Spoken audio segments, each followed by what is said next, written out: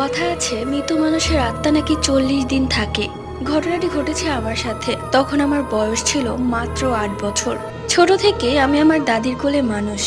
আমাকে কোনো কিছুতেই না করতো না, অনেক আহ্লাদে বড় করেছে আমাকে। ছোট থেকে আমিও দাদিকে ছাড়া কিছুই বুঝতাম না। কিন্তু সেই দাদি যে একবারে থাকার নয়, তাকে তো একদিন না একদিন আমাদের ছেড়ে চলে যেতেই হবে। সকাল থেকে বাহিরে অনেক বৃষ্টি পড়ছে। আমি তখন পড়ছিলাম। হঠাৎ করে মায়ের চিৎকার চেঁচামেচিতে ঘর থেকে বাহির হয়ে আসি। দেখলাম মা দাদির রুমে বসে চিৎকার করে কাঁদছে। কাছে গিয়ে দেখলাম দাদি আর নেই, আমাদের ছেড়ে ওপারে চলে গেছে। আমিও ভীষণ ভেঙে পড়লাম।